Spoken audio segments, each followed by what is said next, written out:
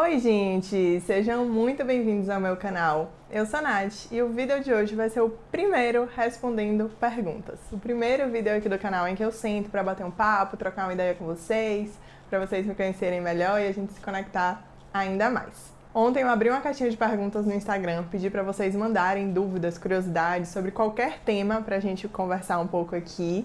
E já começo dizendo que eu fiquei super feliz porque vocês mandaram muitas perguntas. Então eu transferi tudo aqui pro bloco de notas para ficar um pouco mais fácil aqui de visualizar e vou respondendo tudo aqui para vocês. Alguns pontos importantes. Aqui no box de informações vão ter todas as perguntas que eu vou responder nesse vídeo, assim como um minuto em que eu começo a respondê-las. Então, vocês podem dar uma olhada, verem quais das perguntas aqui fazem mais sentido para vocês consumir o conteúdo e fiquem à vontade para já clicar e irem direto nas perguntas que mais te interessarem. O segundo ponto é que eu vou tentar responder de uma forma mais objetiva possível, mas também dando um pouco mais de detalhes para que vocês realmente me conheçam aqui e saibam o que é que eu penso a respeito da pergunta que vocês me fizeram. E, por fim, eu separei as perguntas que vocês mandaram em 5 categorias, em 5 temas. Então, relacionamento, vida pessoal, financeiro, profissional e casa. Eu escolhi responder nesse vídeo os 3 primeiros tópicos, relacionamento, vida pessoal e financeiro. Assim a gente consegue falar mais direcionado aqui para os temas, para não responder uma pergunta sobre relacionamento e em seguida sobre marmitas da semana e ficar uma coisa super confusa e aleatória. Então eu separei esses 3 temas para falar aqui. E profissional e casa eu respondo nos próximos vlogs que vão sair aqui no canal também. Então fiquem de olho que eu vou responder essas perguntas, foram perguntas muito interessantes e eu quero responder todas. Então vamos lá, sem mais blá blá blá, vamos começar. Primeiro, sobre relacionamento, a pergunta que foi recorde, muitos de vocês mandaram, foi como você e o seu marido se conheceram. Basicamente, eu e Matheus nos conhecemos no sentido de saber um da existência do outro em 2010, no colégio que a gente estudava. Eu estudei em 3 colégios a minha vida toda e o último eu estudei por 10 anos. E Matheus estudou os 2 últimos anos do ensino médio nesse mesmo colégio e lá a gente se conheceu. Não era um colégio muito grande, então a gente sabia ali quem eram as pessoas. Nós temos 2 anos de diferença, então enquanto o Matheus era segundo ano do ensino médio, eu estava na 8ª série, e quando ele estava no 3º ano do ensino médio, eu estava no 1º ano, então a gente só sabia ali quem era um e o outro, mas sem nada mais do que isso. E em 2018 a gente se reencontrou na empresa em que eu passei a trabalhar, ele já trabalhava, e quando eu entrei nessa empresa, eu namorava, nesse momento ele também namorava, depois que os nossos relacionamentos terminaram em um happy hour da empresa, a gente se aproximou um pouco mais, né, e aí rolou o início do nosso relacionamento. Do primeiro dia em que a gente ficou, que foi em outubro de 2018, até então a gente não se separou mais. Como foi o casamento de vocês? Pedido, decisões e festa. Então, ao longo do nosso relacionamento, a gente já falava muito sobre casamento. Então, estávamos namorando e tudo indicava que, de fato, nós iríamos dar o passo seguinte, que era o casamento, porque a gente se via realmente estando nesse lugar que a gente está hoje. Então, era um tema que a gente sempre conversava. E em um dado momento eu comentei com o Matheus que eu tinha um sonho grande de fazer uma festa de casamento, celebrar, né, não só o casamento como matrimônio aqui e a vida a 2, mas de celebrar, de fazer uma festa, de ter uma cerimônia de casamento. E ele falou que pra ele não fazia questão, não era o sonho da vida dele, mas que se era o meu a gente iria fazer, mas com a condição da gente não ter dívidas nenhuma pós-casamento. Então a gente iria juntar a partir do momento em que a gente de fato estivesse ali decididos e casaríamos, né, com tudo já muito certinho. E aí basicamente desde o início de 2020 que a gente começou ativamente, né, e intencionalmente a poupar dinheiro para o nosso casamento, a fazer realmente uma poupancinha ali, um pé de meia com o dinheiro que a gente iria utilizar no casamento em seguida.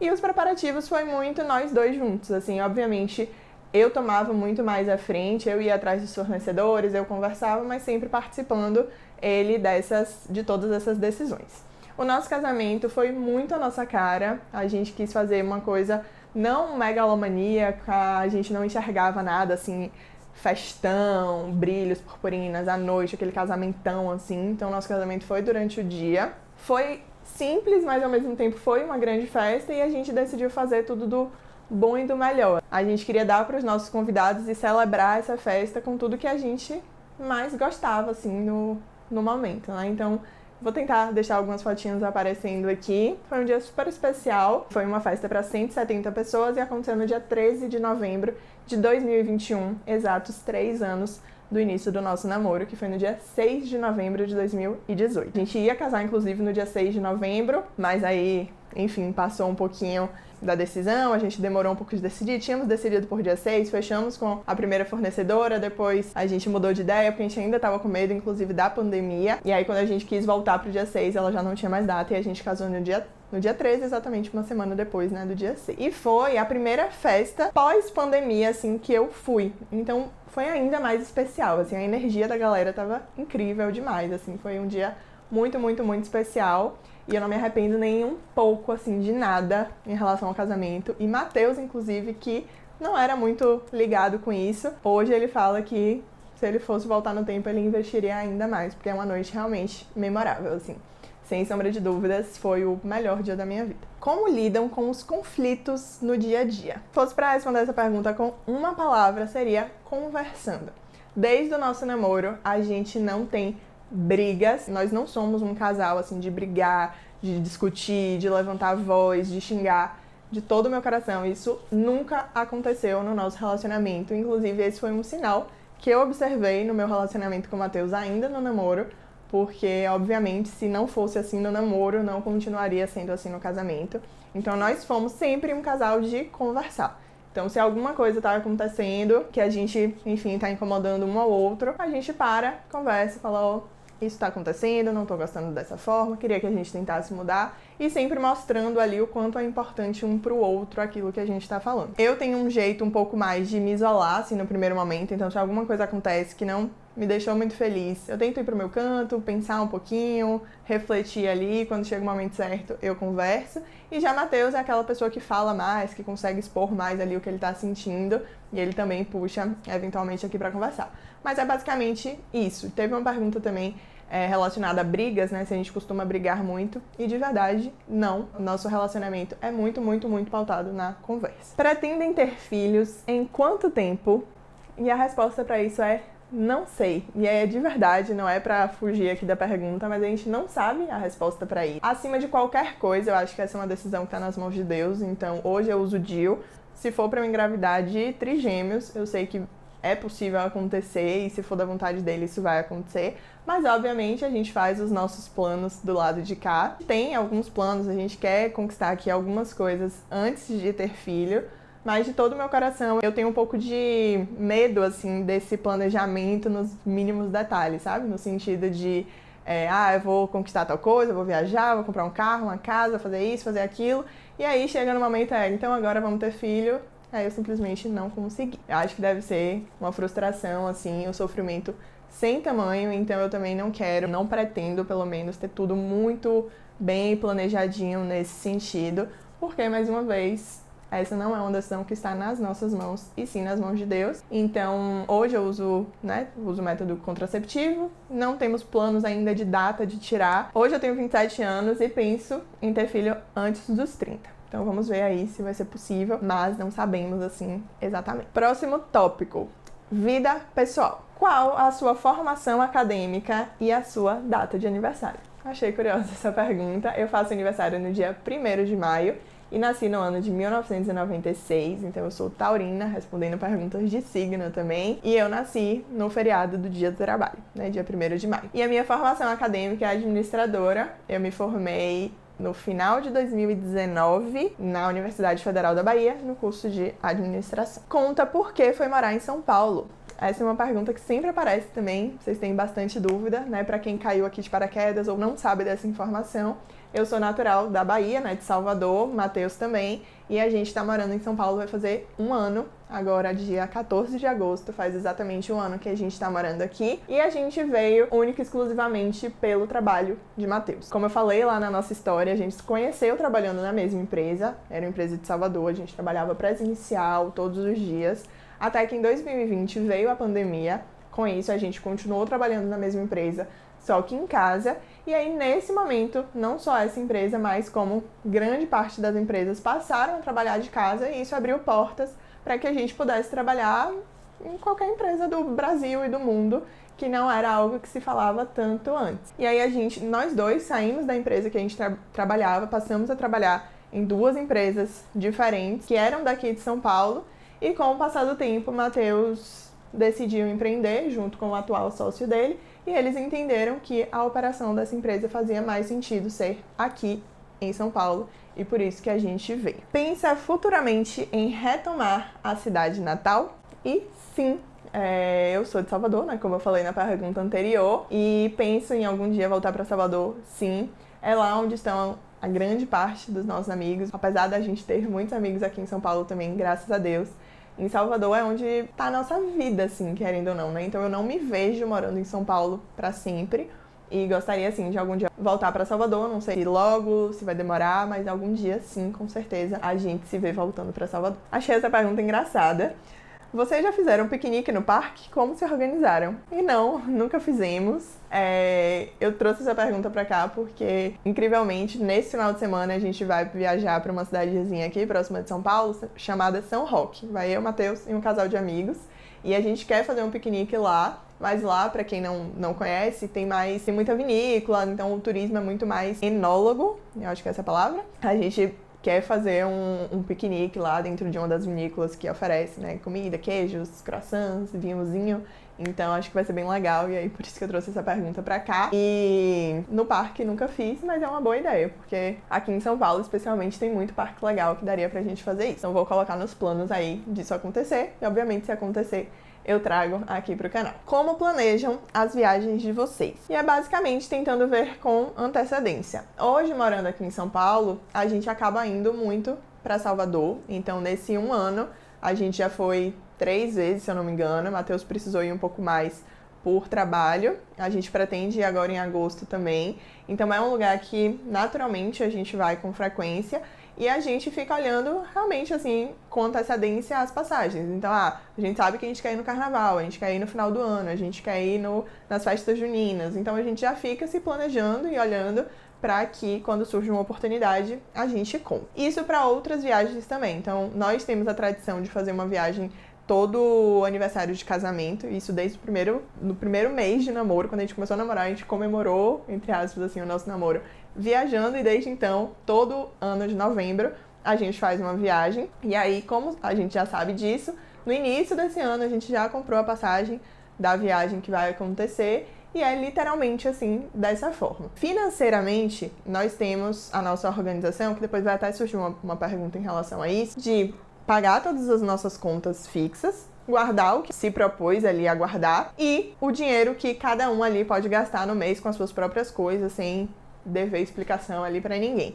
E é desse dinheiro mesmo que as nossas passagens, no geral, são compradas e as nossas viagens são feitas. Então, a gente tenta fazer caber no orçamento do mês. Porque a gente percebe que, esse mês a gente quer fazer uma viagem, um exemplo, como a gente foi pra Ilhabela. Vamos segurar um pouquinho em restaurante, vamos segurar um pouquinho em delivery para que a gente possa investir e gastar um pouquinho mais lá. Ou então, e vai passar um pouco disso, a gente tira da nossa reserva, mas com antecedência, com planejamento. E é basicamente assim. Mas, dentro desse tema, como curiosidade também, a gente ainda não fez a nossa primeira viagem internacional juntos. A gente nunca viajou para fora do Brasil.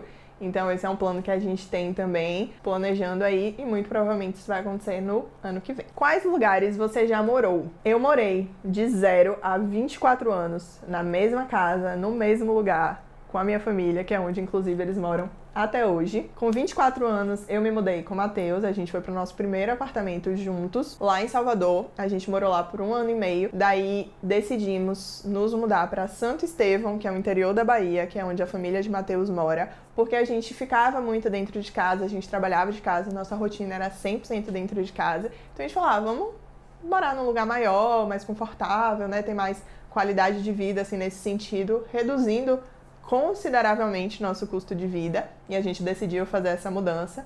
A gente morou em Santo Estevão por 6 meses, porque com 3 morando dentro da casa, a proprietária pediu a casa de volta. Daí Matheus já estava na iminência também de consolidar a empresa dele junto com o sócio, e aí a gente juntou tudo, nossas trouxinhas, e viemos para São Paulo. Então eu morei em 4 lugares até então, sendo 3 delas nesses últimos 3 anos e 24 anos. Preciso de dicas de como planejar casamento e lua de mel, caso o ano que vem, se Deus quiser. Desejo todo o sucesso do mundo para o casamento de vocês.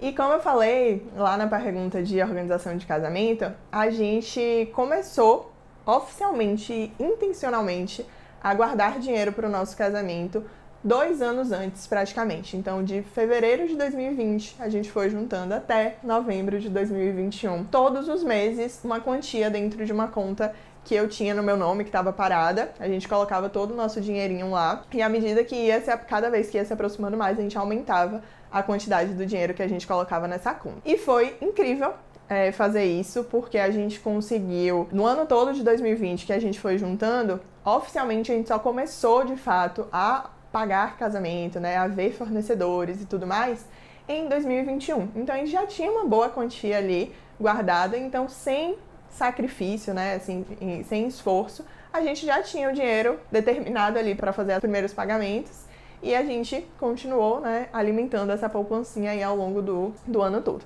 Então eu recomendo muito, essa foi uma coisa que a gente fez, que eu indico demais, assim. Então se vocês estão pensando em casar, já querem fazer isso, já conversam sobre isso, vão juntando aos pouquinhos, não precisa ser muita grana no início, vão colocando ali um pouquinho, porque a gente sabe que casamento, qualquer festa de casamento, independente do tamanho, independente da magnitude, ela é mais cara do que um evento comum, do que um aniversário qualquer, do que outro tipo de evento. Então, casamento costuma ser muito mais caro. Já recomendo demais que vocês façam isso de forma intencional. Então, em relação à parte financeira, foi assim que a gente foi se organizando. E de forma prática mesmo, assim, por onde começar, eu comecei pela assessoria de casamento.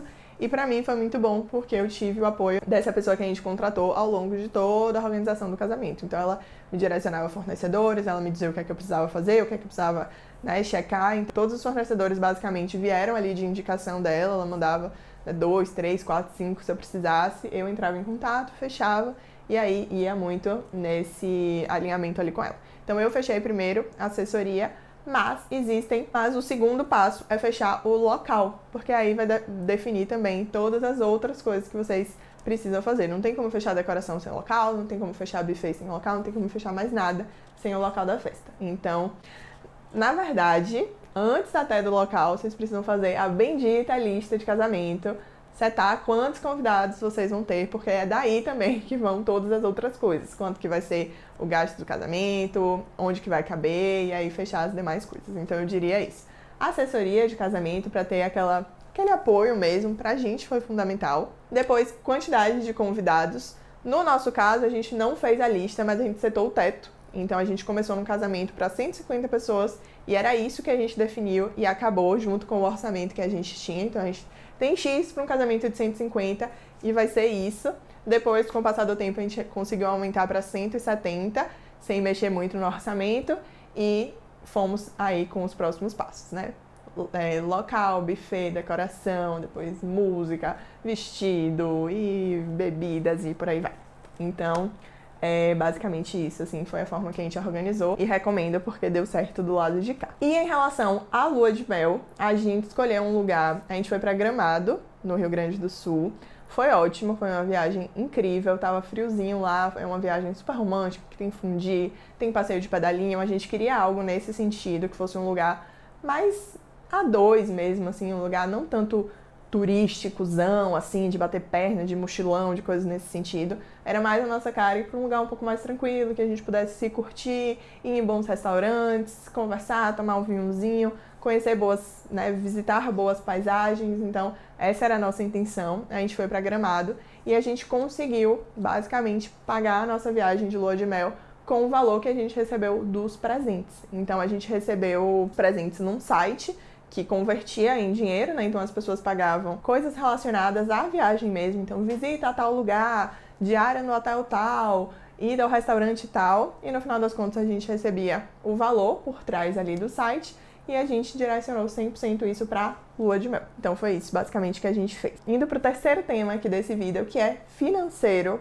E a pergunta foi: poderia falar um pouco de como se organiza financeiramente com os gastos de casa? E aí esse é um ponto que até surgiu como tema também numa das caixinhas de pergunta que eu abri no Instagram recentemente, e eu quero muito trazer Matheus aqui pra gente falar juntos, porque ele é a cabeça pensante financeira aqui desse relacionamento, ele que controla um pouco mais dessas coisas, entende mais de investimento, onde que coloca as coisas, enfim.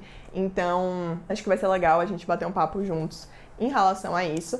Mas, de forma prática, como que a gente faz aqui, tá?